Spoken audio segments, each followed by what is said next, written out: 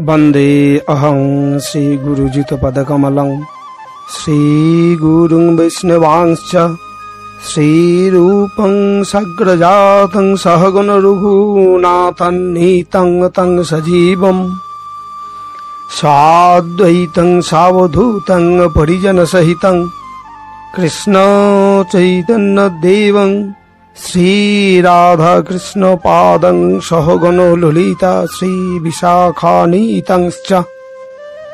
जय निताई, जय गौरहरि, जय श्री कानु ठाकुर। आज আমরা একটি বিশেষ ব্রত অর্থাৎ একাদশী ব্রত এই নিয়ে আলোচনা করতে বসেছি। আজকে আলোচ্য বিষয় একাদশী ব্রতের মাহাত্ম্য কথা।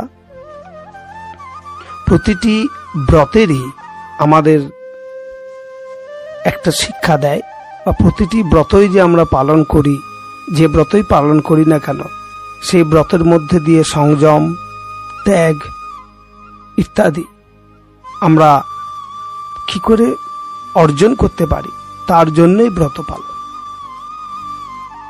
এই সংসারে প্রাকৃত জীব, প্রাকৃত 24 তত্ত্ব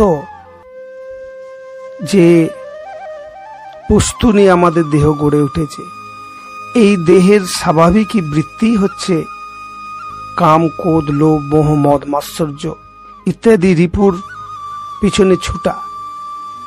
তো এই স্বাভাবিকই যে আকর্ষণ, এই স্বাভাবিকই আকর্ষণকে বা এই স্বাভাবিকই ছুটে যাওয়াটাকে কি করে প্রতিরোধ করা যায়, অর্থাৎ সংযমী আচরণ করা যায়, তাহাই প্রতি ব্রতেরই এক লক্ষ্য।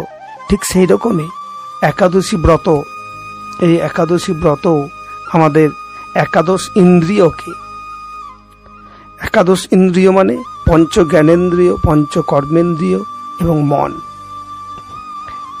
পঞ্চ জ্ঞানেন্দ্রিয় এবং পঞ্চ কর্মেন্দ্রিয় এবং মন, এই একাদশ ইন্দ্রিয়কে একাদশীর দিনেতে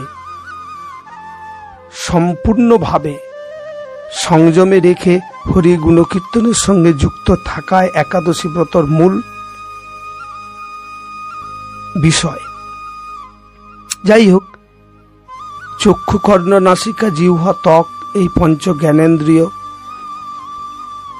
বাক, পানি, পাদ, বায়ু, উপস্থ এবং মন, এই একাদশ ইন্দ্রিয়কে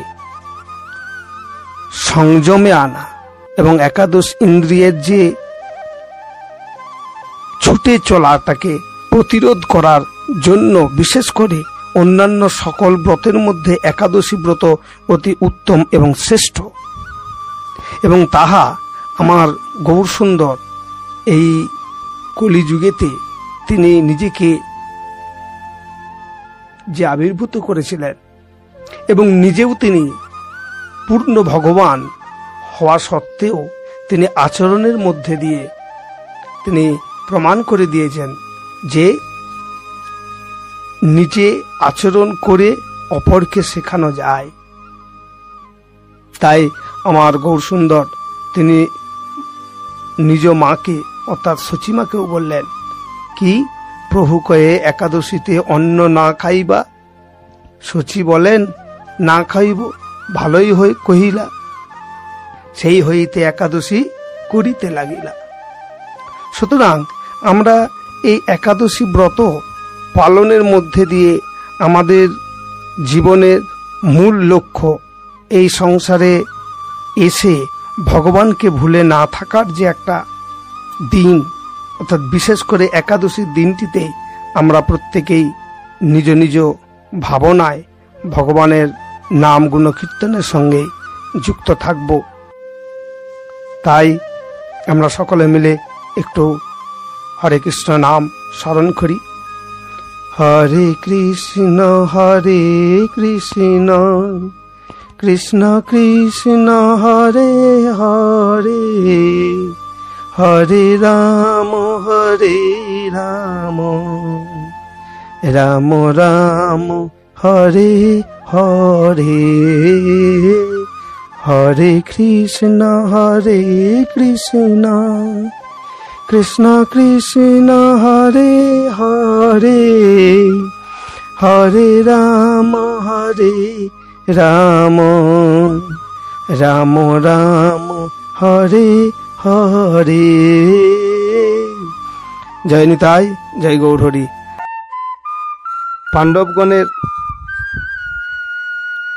নিবেদনের উত্তরে ভগবান শ্রীকৃষ্ণ বলিলেন যে আশ্বিন মাসের কৃষ্ণপক্ষের একাদশী তিথিকে শাস্ত্রে ইন্দিরা একাদশী বলে। যেই জীব এই একাদশী দেবীর শরণাগত হয়, এই দেবী সদা সর্বদা মাতৃরূপে বিরাজ করে সেই শরণাগতকে ইন্দিরা তথা আধ্যাত্মিক ঐশ্বর্য প্রদান করে গৌরবান্বিত ও মহিমান্বিত করেন। তাই এই একাদশী দেবী ইন্দিরা একাদশী নামে পূজিত হন। এই একাদশী দেবীর এই একাদশী ব্রত পালনের ফলে মহাপাপ বিনষ্ট হয়, এমনকি কর্মবন্ধনে যারা নিম্নজনী লাভ করেন সেই পূর্বপুরুষদেরও উত্তম গতি লাভ হইয়া থাকে। এই একাদশী মাহাত্ম্য কথা শ্রবণ মাত্রই সামবেদীয় যজ্ঞের ফল লাভ করে। পুরাণে বর্ণিত আছে যে মাহিমতিপুরের রাজা ছিলেন ইন্দ্রসেন।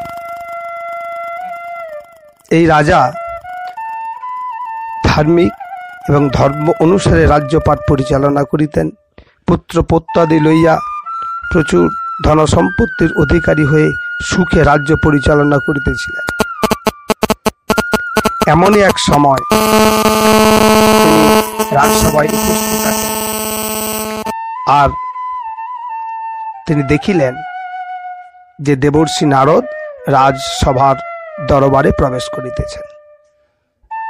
দেখিবা মাত্র রাজা ব্যতিব্যস্ততার সহিত উঠিয়া শ্রদ্ধা সহকারে প্রণাম জানিয়ে স্বর্ণ অলঙ্কার যুক্ত সিংহাসনে উপবেশন করিয়া পদ্ম অর্ঘ্য আদি ষোড়শ প্রচারে পূজা করিয়া বলিলেন, হে মুনিবর, আপনার দর্শন পাইবা মাত্রই আমার যাবতীয় যজ্ঞের ফল লাভ করিয়াছি, ইহা আমার অন্তরের আত্মবিশ্বাস। এখন বলুন যে আপনার আগমনের কারণ কি, তা আমাকে কৃতার্থ করিয়া বলুন। দেবর্ষি নারদ বলিলেন, হে রাজা, আমি এক বিস্ময়কর এক কথা তোমাকে বলিতেছি, তাহা তুমি শ্রবণ করো। আমি এক সময় যমলোকে গিয়াছিলাম, সেখানে যমরাজের সভায় বহু পুণ্যকারীর সহিত আপনার পিতাকেও দেখিলাম। ব্রতভঙ্গ পাপে তাকে সেখানে যেতে হয়েছে। হে রাজন, আপনার পিতা এই সংবাদ প্রেরণ করেছেন যে আমি তা আপনাকে বলিতেছি। হে ঋষিবর, মাহিষ্মতিপুরের রাজা ইন্দ্রসেন আমার পুত্র, তাকে আপনি বলিবেন যে আমি বহু পুণ্য অনুষ্ঠান করিলেও কোনো কারণবশত জমালয়ে আসতে বাধ্য হয়েছি। আপনি কৃপা করে তাকে ভয় সর্ব পাপ নাশক ইন্দিরা একাদশী পালন করিতে বলবেন। সেই ব্রত পালন করিলে আমি নিষ্পাপ হয়ে স্বর্গে গমন করিতে পারিব। এই কথা জানাইবার জন্যই আমার আগমন। হে রাজা, আপনার পিতার মঙ্গল বিধানের নিমিত্তে এই ব্রত পালন করুন। রাজা বলিলেন যে ইন্দিরা একাদশী কবে পালন করিতে হয় তা তো আমার জানা নেই, কৃপা করে আপনি তা বলুন। দেবর্ষি নারদ উত্তরে বলিলেন, হে মহারাজ, আশ্বিন মাসের কৃষ্ণপক্ষের চন্দ্র যখন একাদশতম দিনে যখন অবস্থান করেন, সেই দিনটি একাদশীর দিন, এবং এই দিনটিতে উপবাসের সহিত শ্রদ্ধা সহকারে শ্রী শালগ্রাম শিলা পূজা করিয়া বা শ্রী নারায়ণের পূজা করিলে শ্রীহরি অত্যন্ত তুষ্ট হন এবং প্রীত হন, এবং সেই জীবকে আমার শ্রীহরি কৃপা করেন।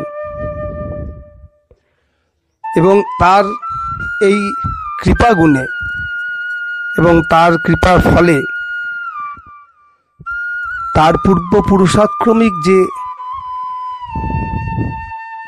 পূর্বপুরুষগণ পাপে নিমজ্জিত হয়েও কেউ যদি পাপদণ্ড ভোগ করে থাকে, তাহলেও সে দিব্যলোক অর্থাৎ নিষ্পাপ হয়ে স্বর্গ আরোহণ করতে পারে এবং বৈকুণ্ঠ লোকে গমন করিতে পারে। আজকে আমরা ভগবান শ্রীকৃষ্ণ পাণ্ডবগণকে যে ইন্দিরা একাদশীর মাহাত্ম্য কথা শ্রবণ করাইলেন, তার থেকে আমরা আমাদের কাছে জীবজগতের কাছে একটা শিক্ষা বহন করে যে দেবর্ষি নারদকৃত রাজা ইন্দ্রসেনকে এই একাদশী দেবীর মাহাত্ম্য কথা বর্ণনের মধ্যে দিয়ে জীবগণের পূর্বপুরুষাক্রমিক যে পাপে নিবদ্ধ কোনো পূর্বপুরুষ যদি কোনো পাপ কর্ম করেও থাকে, সেই পাপ থেকে মুক্তির জন্য এই ইন্দিরা একাদশী ব্রত করিলে তার পূর্বপুরুষগণ যে মুক্ত হয়, তাহাই এই একাদশী দেবীর মাহাত্ম্য কথার মধ্যে দিয়ে প্রমাণিত হয়। আমরাও সংকল্প করিব, যদিও আমরা এই একাদশী দেবীর ব্রত পালনের মধ্যে দিয়ে আমরা সংকল্প করিব যে এই দেহগত এই জন্মে যাহা কিছু পাপ করা হোক না কেন, জ্ঞানতই হোক বা অজ্ঞানতই হোক, তাহা লাঘব করিবার জন্য নয়, একাদশী দেবীর কৃপা পাওয়াটাই আমাদের মূল লক্ষ্য। এবং শ্রীহরির একাদশী দেবীর এই ব্রত পালনের মধ্যে দিয়ে শ্রীহরির কৃপা পাওয়াটাই আমাদের মূল লক্ষ্য। তার চরণে সেবা পাওয়াটাই আমাদের মূল বাসনা, অর্থাৎ প্রেম যাহাতে উৎপন্ন হয় আমার গৌর সুন্দর এর ভাবনায় আমাদেরকে চলিতে হইবে। সেই প্রেম উৎপাদনের জায়গাতেই বা কি করে প্রেমকে আমরা পেতে পারি, প্রেম অর্থাৎ সেবা ভক্তি সাধন করিতে করিতে জীবের ভিতরে এই ভাবনা জাগ্রত হয়। আমরা সংকল্পবদ্ধ হইব যে আমরা এই একাদশী হরিবাসরের মধ্যে দিয়ে আমরা একাদশী ব্রতের কৃপা, একাদশী দেবীর যাহাতে কৃপা পাই। জয় নিতাই, জয় গৌরহরি, জয় শ্রী কানু ঠাকুর, জয় শ্রী কানু ঠাকুর, জয় শ্রী কানু ঠাকুর।